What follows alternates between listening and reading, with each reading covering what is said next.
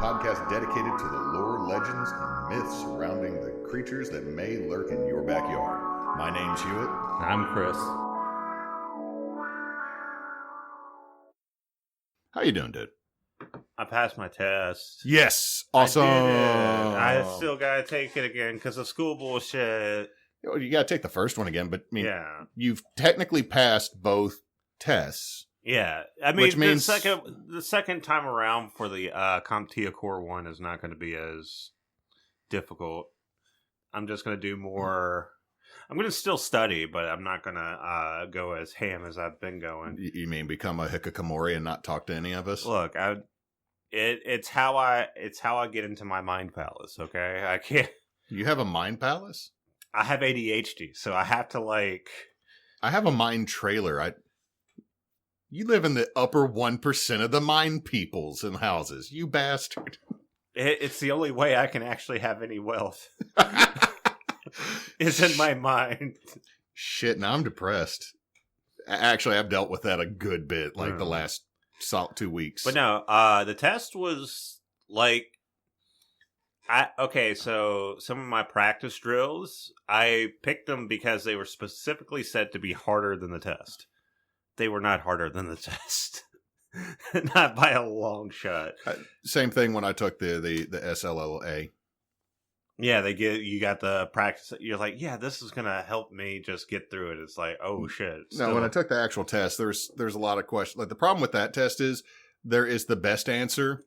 There is a also correct answer. And then there's 2 wrong answers. Yeah. So you get partial credit. And I got a whole lot of didn't pick the best answers. Yeah. Well, in CompTIA, you have your like basic multiple choice, which they range anywhere from like obvious to like could be this, could be that. But then you have the performance-based questions. The first question, like the first 4 questions are like performance-based. And the first one I got was like, okay, it's easy. It's an email setup. You know, they simulate an email and you just got to mark emails, whether or not they're like spam or fishing expeditions, things like that. Immediately goes into something where you have to use command line, like the Windows command desk to look into a computer's IP, name, domain, like just go down this and diagnose the problem. And I was like, fuck.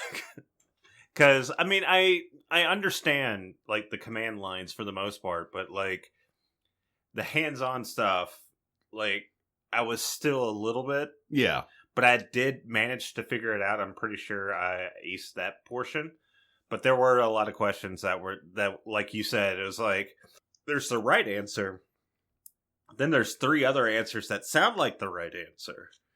It's like, as someone who has, just as of the last day of this last school week, been tasked to make the diagnostic for 2 subjects or 2 courses this week. But no, it's like I have to develop a diagnostic. And like one of the things when you're making tests, especially like LEAP format and standardized test format, there has to be a correct answer, a distractor, a sort of answer, and then one that's just like completely like everybody's like, fuck letter C. That one's definitely not. Yeah. Like an example on my test, it's like a customer is being, or like someone is being rude and they're being impatient with the stuff, and the answers are like, you know, be nice, and the other one's like, post on Facebook and call them a bitch.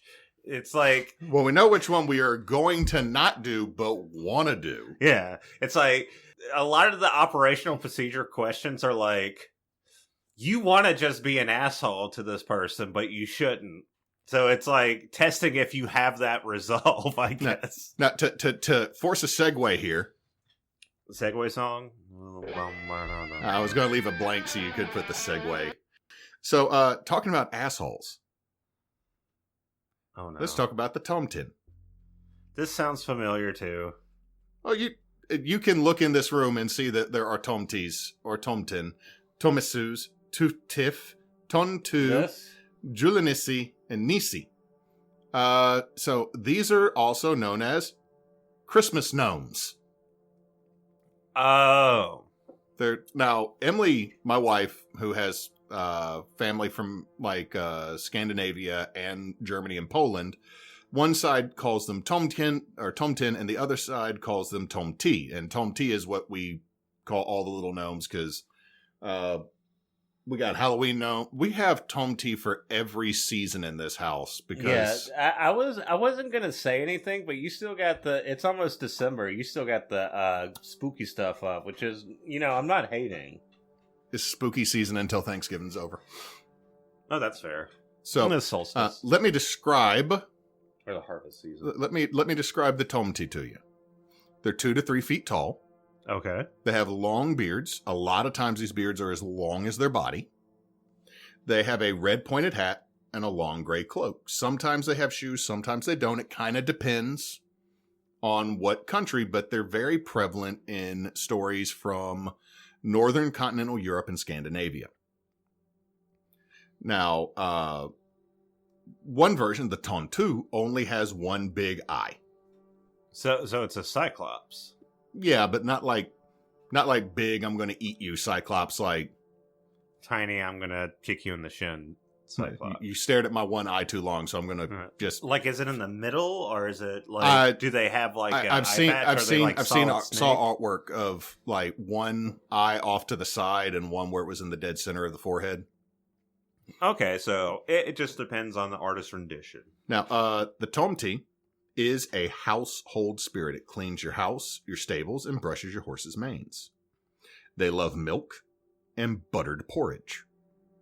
So they like grits. Who doesn't like grits? I had grits after my test. I have my in-laws are not huge fans of... Well, they're not Southern. They like oatmeal, which is a type of porridge, but like you say grits and it's like, what's a grit? And I'm like... It's corn. It's corn. Buddy, it's corn. You've done this every time I've said grits. Just because of this, I'm going to make you eat fried okra in front of me now. It's like cheese and grits with some hot sauce is great. I love a big fat slice of bacon on top of my grits. Yeah, you see bacon also good. Like, or you just like crumble up the bacon and just mix it in there. For everybody that's listening, we're recording this before we grill for my birthday celebration at this time. We're both a little hungry and looking forward to...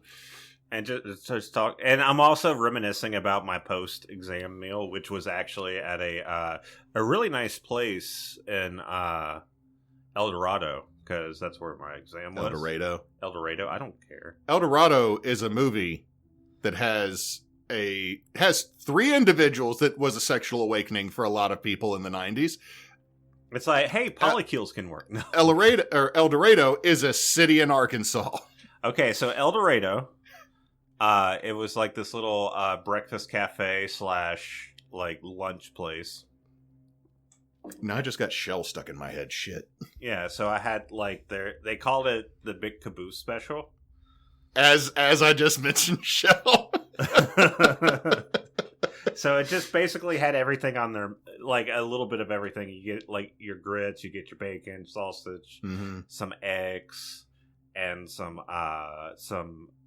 was it biscuits and gravy. Shit, I want to go here now. Yeah, and that shit was good. Ruby got a sweet potato pancake, and it was also really good. Now, I don't super like yams or sweet taters, but that does sound good. Now, they will also accept tobacco, wool, or a shovel full of dirt, depending on the stories. You owe them a offering or a bowl of porridge at least once a year at Yule to thank them for cleaning your house. Okay, so do you offer like is it any kind of dirt, or is it just like I just saw a shovel full of dirt. Oh, okay. Well, you know. I mean, I don't know if I don't know if they're demanding Miracle Grow or like some top shelf like primo stuff like that's got some hummus in it or anything. Yeah. Just yeah, that's the good shit. That's that pure Floridian mash right there, buddy. Thank you. That's salt of the earth, literally, man.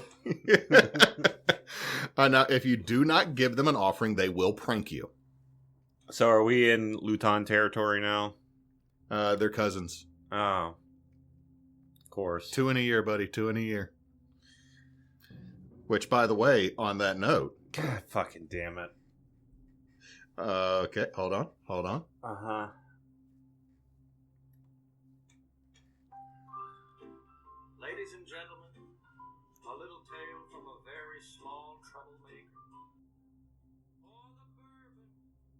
Other plans that night. Tiny footprints in the sugar, a whisper in the pine. I hate you. A hat too jaunty, a Okay, we gotta lost out of- cut for time. Cut for time. I'm cutting it for time, but the rest of that is the Luton shit in the stocking. Which I found out while looking at this is something the Luton might do. Is they fun fact for French stories, the Luton is like their elf on the shelf, and the Luton will shit coal in your stocking if you're a bad child. Also, instead of like Santa giving the coal, The Luton literally apparently has to clench so hard because it doesn't poop the rest of the year, produces anthracite coal in the bottom this of your shit'll burn clean, Billy. Hope you like it. I didn't even have to wipe. There was just a when it got done. I'm like one of those animals in Australia. Now, so here's the thing. You're supposed to leave it on the catwalk or the counter. Now, a catwalk is a beam in a barn. So you can either go out to your barn and put it on like the beam that the cats mostly walk, like the ones that go all the way across the main opening in a barn. Like they call that a catwalk. So if you put it up there, the Luton will get it, or if you leave it on your counter, not the Luton, but the Tomte will get it. Some areas you're supposed to give them old mittens and shoes. Others say that you could cause them to get super mad at you if you give them clothing. So depending on where you're in Europe, they're super down with clothes, and other ones like, bitch, I don't need this. I am a nudist. No, it's like, I got my gray cloak. I got my hat. I don't need Uggs. I wrap my beard around me, and it makes a nice tunic. Now, it's most active at night. Now, supposedly, it's supposed to say can, but I wrote gay. Apparently, it said gay transforms into a goat, is what my notes say, but it can transform into a goat, a horse, or a goose. Is it a gay goose? Honk. God damn it. Fucking typos. I'm sorry. And for everybody that's That out there, is such a weird typo. How did you get gay from can? Because I probably typed in GAN, and it auto-corrected to gay. to get... The C's not even near the G on the keyboard, man. You know how bad I am at typing. But it can transform into a goat, a horse, or a goose. They can, this time I got can right. They can go invisible. Okay, they can do that. They gay do that. They are attached to the home site and serve as a caretaker and protective spirit for the home, regardless of the family in it. Okay. If they like you, they will steal grain from your neighbor to make sure yours do not run out. That's nice. from Sweden. Is like they will straight up. It's kind of like the butter cat. Have you heard of the butter cat? No, I haven't. The butter cat's a supernatural creature that steals your neighbor's butter so you never run out of butter. Oh, thank you, Buttercat. Go to listen to Myths and Legends. In one of the early episodes, the creature of the week is the Buttercat, and they've been doing T-shirts of the Buttercat for like 10 freaking years. Let's see. They protect you from evil spirits. They will braid the horse's manes. Okay, so they do Luton stuff. They will pick parasites off your animals. That's nice. If you make them mad, they will let your animals out at night and break your fences, like a hippo. So they're like tiny hippos. Because, hippos fucking hate fences, apparently. That is a fact. That is a weird fact I'd never considered. No, but once I learned it, I cannot... I'm assuming some animals would just have, unhealthy, negative feelings towards, specific things. As a group. Yeah, but like we said in that episode, hippos will get out the water, tear down a fence, and then go back to the water and not go to the other side of the fence at all. They just specifically hated the fence. Is that why, the enclosures aren't always, fence-like, then? Yeah, the other reason is because hippos can charge through a freaking fence. You need a trench around a hippo enclosure. I remember, we're getting off topic here, but I remember... Well, we want a hippopotamus for Christmas, so it still fits into the theme. Yeah. So there's a, at the zoo here, I remember the enclosure for the hippo was literally like you looked into like this slit. No, Like that was like it was literally encased in concrete. Yeah, it's now a giant fence that you can see through on the pool end, and then you are on you have a 3-foot hedge, a barbed fence, a metal reinforced fence on the other side of the barbed fence. The barbed is on our side of the fence, by the way, because of humans. And then there is a 6-foot trench. And then there is the outdoor enclosure for our hippo, which is regretfully small, even though Monroe, spelled, the Cajun way with the UAX, is a pygmy hippo. Is smaller than a normal hippo. Is still not big. They had 2 hippos in there for a while until Mama Hippo died. Oh, euthanized. She had an abscess. Oh. But I mean, when you have less than my household's square footage as a living, like it's really not cool. Like they need a bigger space. But back to the main thing with this. Oh yeah, we're talking about Yep. If they really don't like you, they will trip you, hit you with a cane, put cobwebs in your way. Like, so if you've ever walked through a cobweb where you knew there was not a cobweb before, it's one of them. Tomte. Yeah, fucking bastard. Now, they will mend your shingles, repair small wood structures, or maintain them if you're nice to them. They will blunt your knives, steal your socks, curdle your milk. Yeah. Now, my favorite picture of this was a Tomte pissing in the milk to curdle it. So they got like high acidity. Just a toddler-sized individual pissing in your milk bucket. So yeah, you know what? 1800s. So they can make cheese with their piss. Apparently, there's Famunda cheese being made by the Tomte. Which, by the way, thank you, 1800s Prussia, for having the audacity to draw a small gnome pissing into a milk bucket. I'm just picturing like Calvin and Hobbes in a children's book. No, dude, this was full.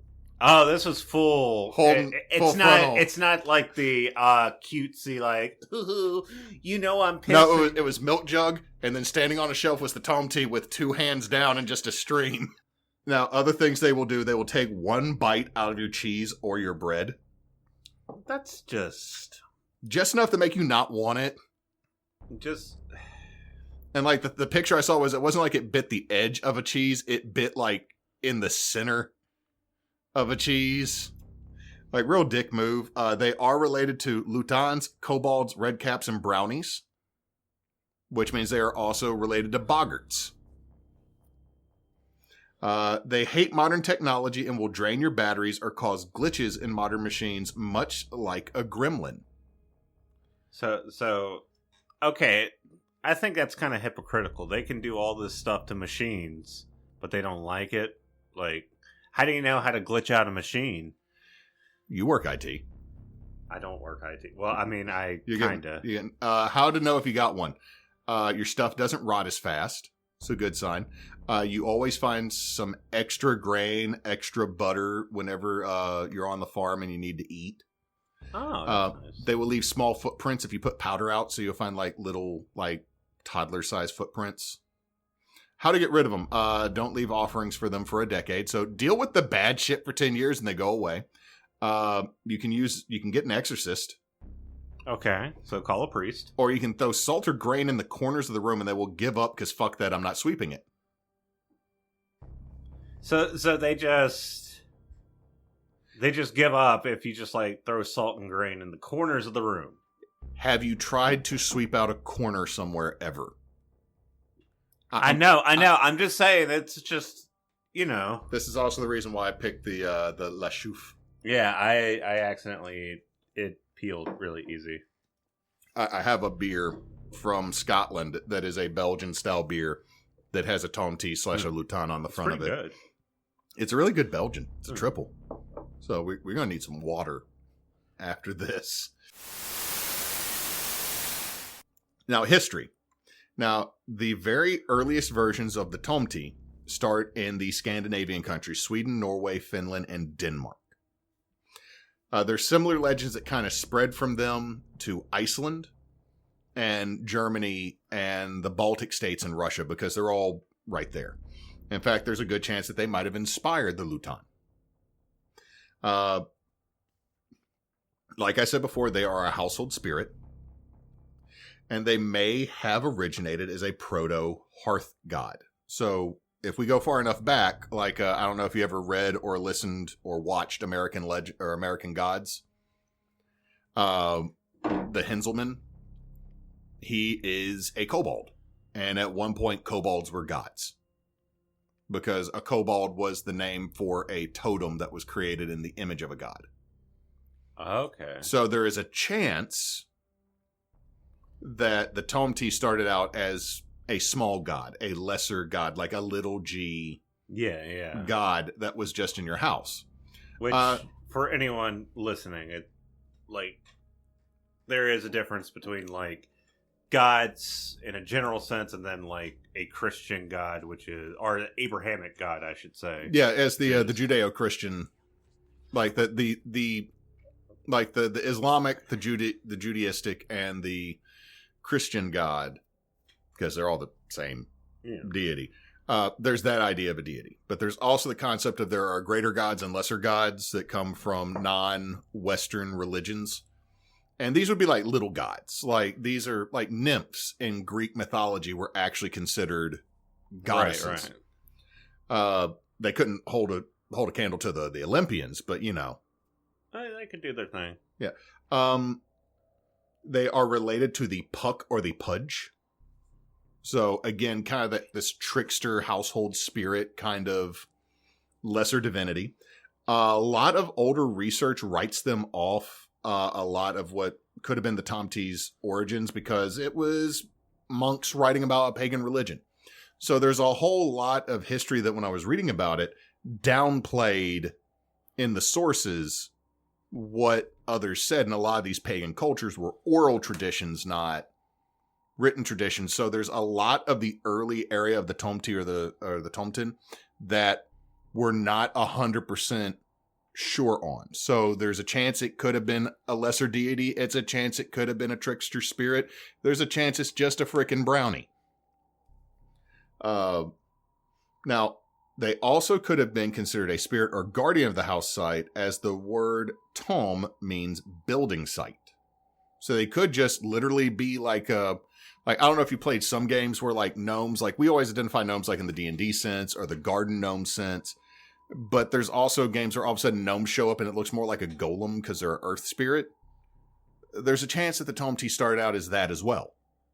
So they've always been connected though to either the hearth or the home. So they are a house spirit.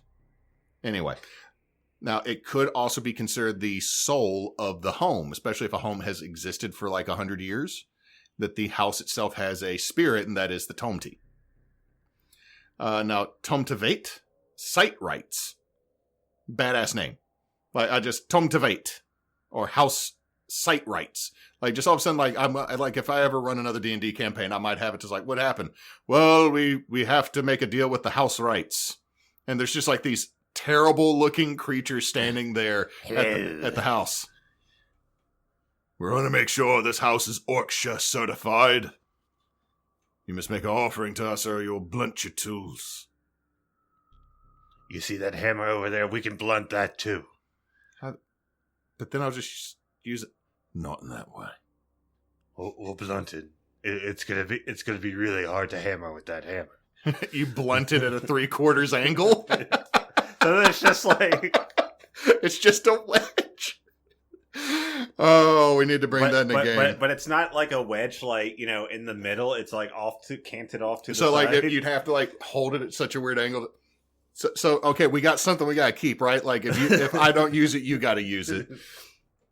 They have been reported to be seen on tree stumps before moving into a home, or on the tree stumps of the trees cut down to build the home. So there's a chance that they might have been a nature spirit that became a home spirit because you use nature to build your house. So you could technically have a bunch of Tomte in your home taking care of it, not just one. Now, some might have been. I just said that. The revelation of Saint Birgitta. It was recorded that people should not sacrifice their church tithes to the Tomte gods. So the church was jealous that people were giving their tithe to the house spirits. I'm like, I mean, isn't this kind of like just like the story of Christianity in general? It's like, y'all need to stop praying to the pagan gods. You know what? Fuck it. Christmas is our thing now. Yeah, so it's like the church turned them into demons. Like there's artwork of Tomtes being depicted as imps sweeping your floor and cleaning your house, and like they promoted sweeping your own floor, folding your own laundry. Oh, we're and just relying getting on into Protestant worth ethic. Relying on Okay, demonic help to clean your house was not godly. Next note: these guys would have shit themselves over a Roomba. That is true. That would have been a Lutin to them, or a Tomte. No, it is funny, though. It's like, it comes into the Protestant work ethic shit, where it's like, oh, yeah, work is to be godly. Now, other Christian origins for the Lutin is that they were the souls of Viking thralls, and they were permanently tied to the land and the houses that they worked in, until Doomsday. That's fucked up is the next bullet point. That is kind of fucked up. Why would you do that, Christians? So I guess one of the ways that a Tomte can exist is you're a non-Christian slave and you die? That's, I mean, no wonder the fucking Vikings, fucked y'all up so much. Now, there's also another variant of the Tomte called the Nisi. The Nisse. Nisse. I'm going to go with Nisi. At me, internet. And this name is related to Nicholas. It is how the Tomte got its association with Christmas because of Saint Nicholas. This association may have determined Santa's appearance and that of his elves. Because also remember, Santa is always described as a jolly elf. Like, Okay. I believe that's in The Night Before Christmas. He's referred to as a jolly elf, but he's supposed to be like a big old fat dude. And then he is an arch elf. And then he is an archfey, and he has all of his little Tomte helping him make gifts. In the 1500s, they became associated with gift giving, and by the 1800s, they appeared in Yuletime and Christmas cameos and decorations for Victorians. Because Victorians, as Christian as they claim to be, were into so much pagan shit. Like I feel our generation is kind of doing the same thing. Because like when we take down all the fall decorations, I have a Yule goat. I'm gonna be cutting Yule goats out of wood for everybody soon. At least millennials. I don't know about Gen Z, but because Gen Z has not reached the. They haven't reached the 30s as much. A lot of them don't have that frontal lobe fully formed yet. God damn it. I don't mean that mean. I'm just saying, like, most of them are under the age of, like, 24. And, like, Well, no. I think right now it's, like, 18 to, like, 28 is, like... Oh, so a lot of them... I thought... Oh, God, I just pulled a boomer. I just, like, made them, like, 5 years younger than they are. Yeah, no. They're entering their 30s. Shit, I'm old. Like... I mean, I don't know if like they're bulk because the people entering their 30s now are like the in-betweeners of like millennials and Gen Z, and most Gen Z kind of like how I'm the between Gen X and millennials. Yeah. Now there are a lot of artwork from before the 1600s, as well as a lot from the 1800s of Tomtes riding the Yule goat and giving out gifts to children. Sometimes it's a pig, though. Sometimes it's just you know what? I'm down with a Yule pig, man. Like, I kind of... Can you... pig? Oh, yeah, bro. Ham would be really good. We can't do that with your son, though. Like the full pig? Oh, no, we can't have a face on him, man. Not with him. Yeah. No, but I know for Thanksgiving, we got, like, a whole... Like, for, like, $15 at Aldi's, a whole solid ham. Like... You know, I know we're trailing. I bought the turkey and ham. Yeah. I got my turkey and ham for like $20, both of them. Oh, that's not bad. Over at Superwood. We went and did the Aldi's $40 Thanksgiving. Yeah. And if we hadn't bought the ham, we would have stayed under 40. but we got a whole smoked ham and a $7 turkey breast bone in with wing meat still, because we're going to brine it. Like Emily is like, you're not touching the turkey. I'm sitting there going like, goddamn woman. She is just taking over Thanksgiving. And the funniest thing is she bought the Aldi's cheap ass shells and cheese, and she goes, we're going to have 2 macaronis. Mine that's going to be good, and then whatever monstrosity your sister brings, because my sister is going on, it's going to be 7 for 7 this year on my sister fucking up macaroni at Thanksgiving. I just like the idea that Emma's like, we're going to have good macaroni, and she gets the shells and cheese, which, like, I'm not hating on shells and cheese, just to be clear, but, like, the fact that you can't make homemade macaroni that is elevated beyond that. My sister made macaroni one year by fully cooking the noodles and then putting cheese on them and then putting them in the oven so it became mush. The next year, she put dry shells with, like, I watched her. She took dry shells, poured milk, not even a lot of milk, just like a bloop, and then threw sprinkle bag cheese. It was the crunchiest shit I've ever eaten. And then she made vegan macaroni one year. Why? And then she made gluten-free macaroni because she's apparently gluten intolerant. And the thing is that gluten intolerance doesn't actually exist. It's like there's other things in it that could upset you. Like you either have celiac or you don't. What you're doing right now is depressing me. Okay, more than the Lutin. My sister is so white she fucks up macaroni and cheese, man. That's a t-shirt. Like my family loves my mac and cheese. I'm just gonna point that out. So to get off of this, Emily showed me something really cool to do, and I will say this: I did do this on an abomination known as Kraft macaroni. So we have a bunch of Kraft macaroni because I have kids, and it was $6 for like a gajillion boxes. Yeah. So I made macaroni the other night, and I threw a cube of curry paste in it.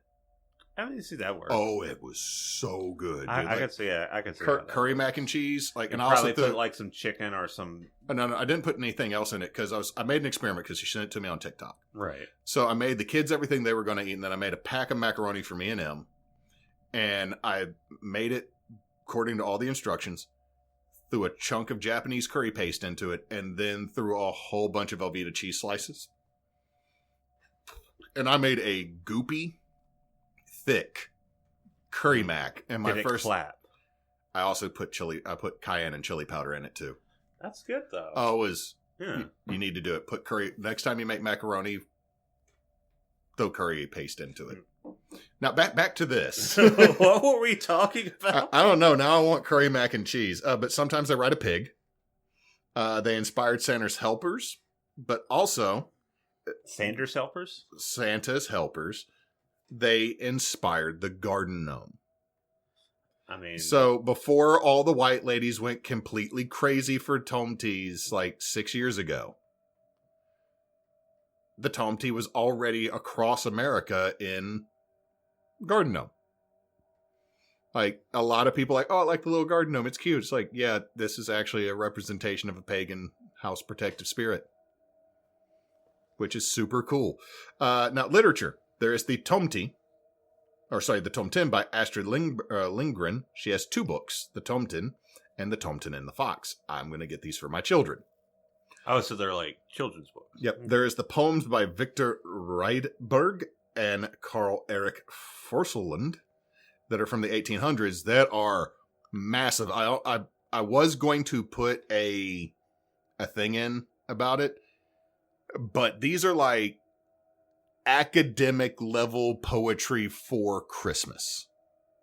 Jesus. So it is. So it's dense. Oh, it's dense, but it's good. Like I highly recommend you and anybody else go and read these. Hans Christian Andersen, that bitch, wrote The Goblin and the Grocer. Okay. The Goblin at the Grocer. Oh, so he's being a little, or she or they are being a little bit of a. What, Hans Christian Andersen, the guy who wrote Little Mermaid? No, the Goblin. The Goblin at the Grocer's. It's supposed to be a Tomte in a grocery store. Yeah, that's what I'm saying. He's being a little fool in there. Yeah. I'm sorry. I don't like Hans Christian Andersen. He is fucking weird. I have no opinion. Little Mermaid and Frozen are based off of his works, and I'm pretty sure they're like loosely. they are because doesn't Ariel turn into foam at the end? yeah. Also, she looked like she was 14. Okay. So anyway, moving on. Hans Christian Andersen would have not Andersen, but Chris, what's his name? Chris Hansen. Chris Hansen just come in. Why don't you take a seat over there? We're going to have a holiday breakdown. Now, today, it is one of the most widely marketed Christmas decorations for the last decade. Mostly because of Pinterest. Elf on the Shelf is technically a Tomte / a Lutin. Tomtes for every holidays now. So the little buggers have found their way into every fucking nook and cranny of life. That is my last note. So they're just like, yeah, you know what? You see a small person with giant beard pissing in your milk? You fucked up, man. It's on you, not us. Now, surprisingly, for as long as this episode has been compared to the other one we recorded today, I have very few sources. I have asimn.org, Swedish culture. The forestfairy.com, Swedish Tomte. Wikipedia for Nisi. Okay. The swinglish.life, Secrets of the Tomte. Tomtenposter.com, Tomten Rules. And Tomten Farm and Sanctuary. Okay. Yeah, so just like a very nice condensed list of things. Which, by the way, that last one I got very little bit of information from, but they are a sanctuary farm that saves mini cows. Oh, that's nice. But yeah, I like stories like this. It's always fun to hear that, like, the idea of the Lutin is just all encompassing and consistent, and I still fucking hate it. Like, I'm still not a huge fan. Okay, look, the last episode of the Sunday game of Flames of Time, I edited out 15 minutes of us when we came back from break talking about Lutins, because a major focus for me and Spencer was how much you personally hate the Lutin. You just hate the Lutin. That I might have made you believe 100% the Lutin is real because you hate the motherfucker. It's just like a fucking not an earworm, but like, what is it? Like a tulpa. Like, yeah. You just keep thinking about it, and then you manifest it in your life, and now it's suddenly everywhere. But anyway, thank you for this, and we are Backwoods Obscura. We release every Tuesday. Sometimes we post on social media, mostly on the Facebook and the TikTok, but we're also Team Bonus Action. Team Bonus Action is a group of friends who like to play video games, tabletops, and whatever else we decide to do online that day. We are currently at the time of this recording, and by the time of this release, which will be in early December? Yeah, early December. Probably first in December. Yeah, we will be partnered with, we're partnered with Extra Life, so if you'd help donate to alleviate medical bills for children, we would greatly appreciate it. And with that, I hope you have a good day or night or whatever time it is over there.